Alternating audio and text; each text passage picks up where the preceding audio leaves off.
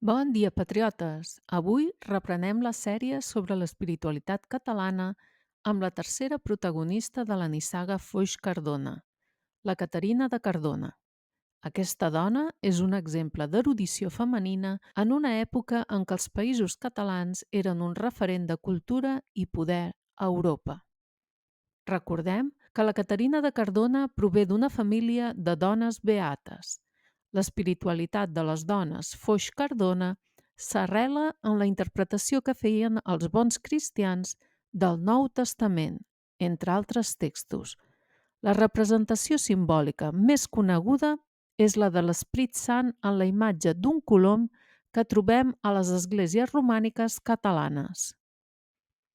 Vam veure com l'Esclarmonda de Cardona va prendre els vots mercedaris, un orde creat al Principat per Jaume I el Conqueridor i el bisbe Berenguer de Palou amb la missió de rescatar els cristians segrestats pels sarraïns. Els membres principals d'aquest orde eren cavallers catalans i, per tant, era un orde molt vinculat a la Casa Reial de Barcelona. Un altre orde constituït als Països Catalans a la mateixa època, el 1209, va ser el dels franciscans, que es van estendre per tot el territori amb la missió d'evangelitzar els habitants dels nous dominis dels comtes de Barcelona.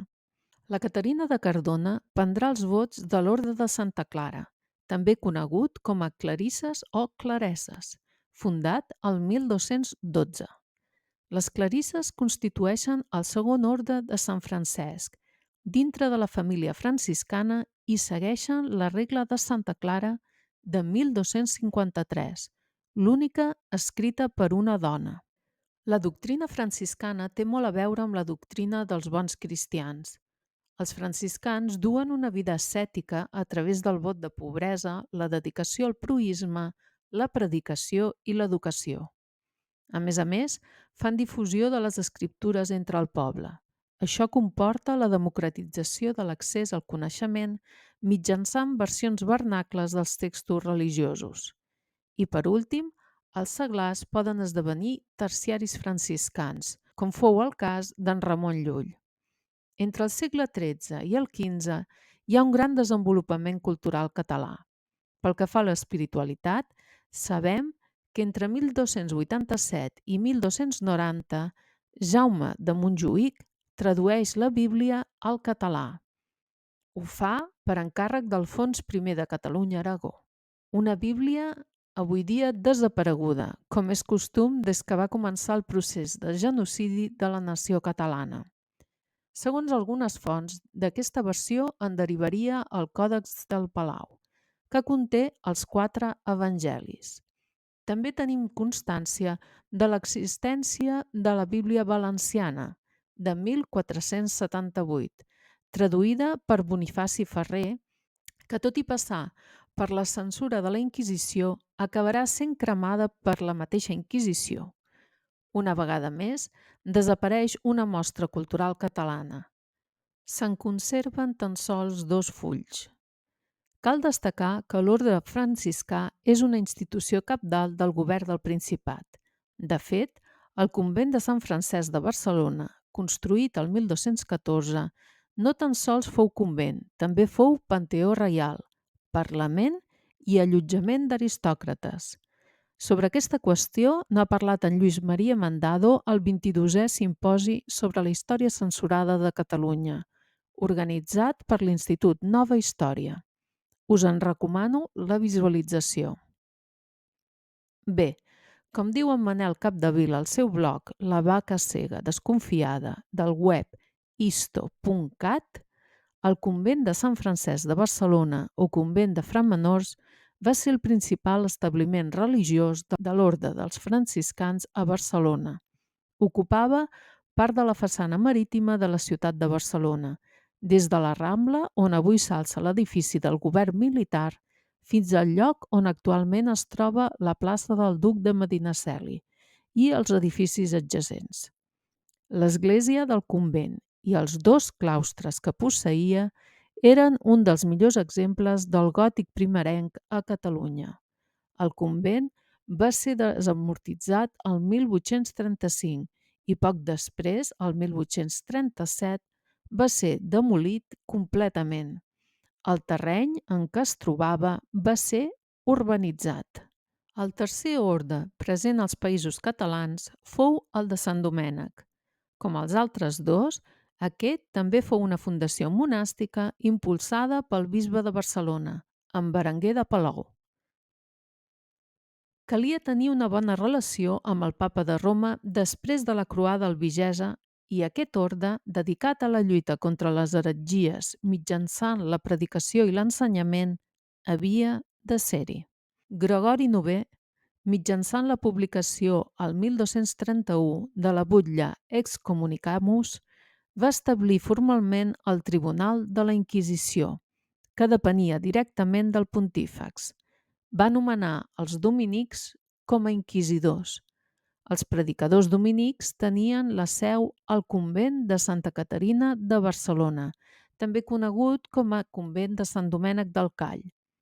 El conjunt d'edificis fou enderrocat l'any 1837 per a construir-hi l'actual Mercat de Santa Caterina de Barcelona.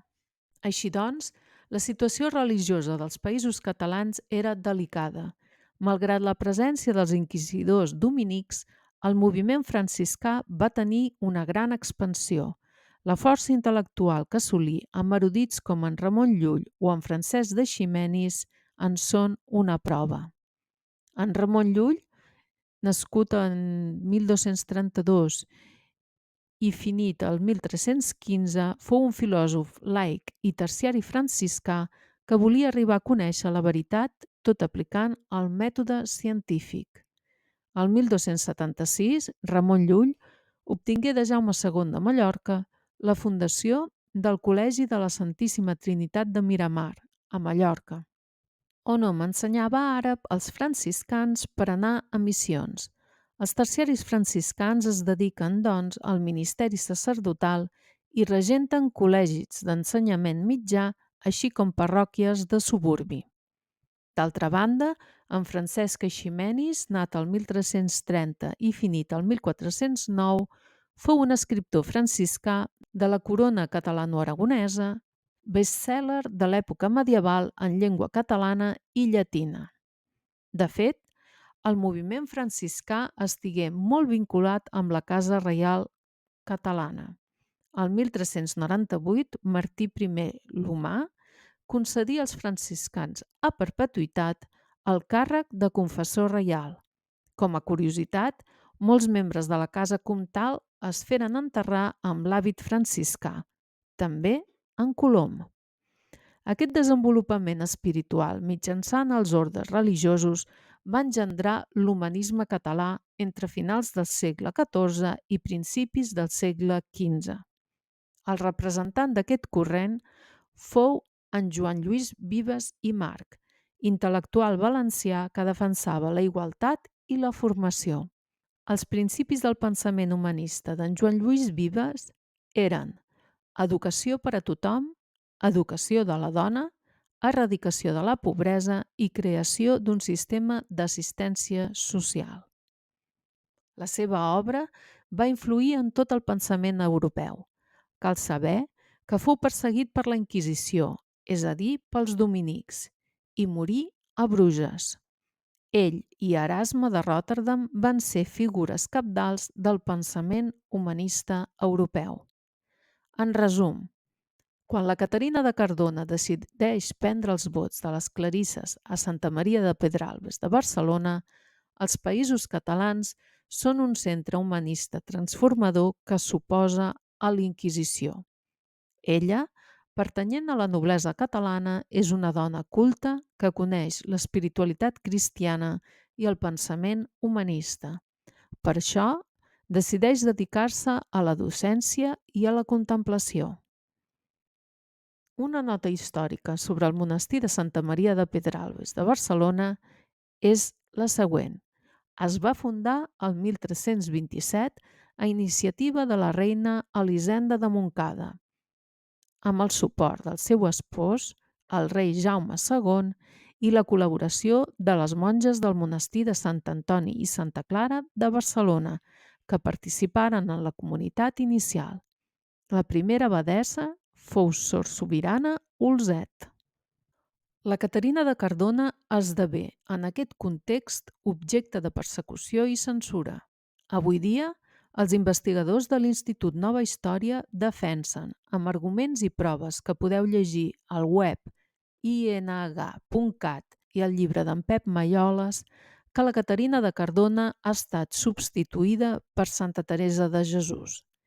Les incongruències en la vida de la santa i les semblances amb la vida de la Caterina de Cardona i sa mare fan que posem en dubte, com d'altres vegades, el relat que la censura i la Inquisició han creat per amagar un personatge icònic del pensament català, una dona noble, culta, docta, que exercia poder i influència en els territoris de la corona catalana.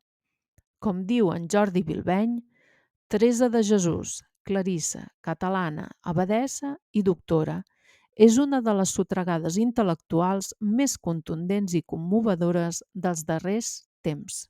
El segon atac a l'espiritualitat catalana comença amb Ferran II de Catalunya-Aragó. Ell forçà la reforma de l'Orde de les Clarisses amb tramesa de visitadors als 16 monestirs catalans, la redacció de constitucions especials i fins i tot la tramesa de superiores castellanes. Però no pren embranzida fins a Felip II, l'any 1567, quan aquest pressionà Pius V perquè ordenés als franciscans conventuals el lliurament dels seus convents als observants, dedicats a la predicació i a la pietat popular. Això representà la fi dels conventuals en tota la corona hispànica. Felip II, a més, promou l'Orde del Carmel, creat entre 1562 i 1566, que substituirà el moviment franciscà. Les seves eines són la Reforma Tridentina i la Inquisició. La Inquisició també perseguirà els humanistes catalans. Així doncs, un moment clau en la història de l'espiritualitat catalana és el Concili de Trento. Aquest concili, celebrat entre 1545 i 1563, va endegar un procés de destrucció de la cultura catalana i de la presència de la dona noble catalana en els afers públics.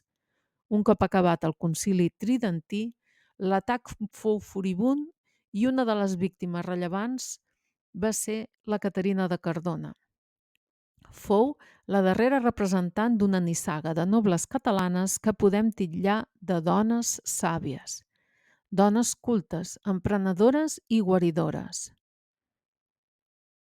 Som davant d'una dona totalment oposada a l'ideal de la contrarreforma que vol una dona ignorant, obedient i muda, és a dir, una monja de clausura.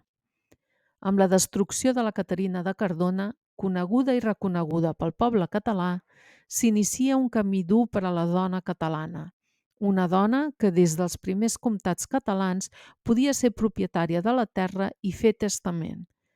Una dona que va arribar a dirigir comtats, fundar convents i escriure grans obres del pensament universal i que, amb el vent advers de molts segles, encara era dempeus per defensar Barcelona contra les tropes invasores castellanes al 1714. Vull tancar aquest capítol encoratjant-vos a seguir les publicacions de l'Institut Nova Història i també les meves en aquest canal i al meu blog Mot per Mot. Per acabar, citarem uns mots de Santa Teresa. La veritat pateix, però no pereix. Dones catalanes, revifem la flama ancestral que crema dins nostres. Moltes gràcies. Si t'ha agradat aquest contingut, subscriu-te, comenta i comparteix. Visca Catalunya, de nou lliure! Catalonia has been the greatest nation in the world.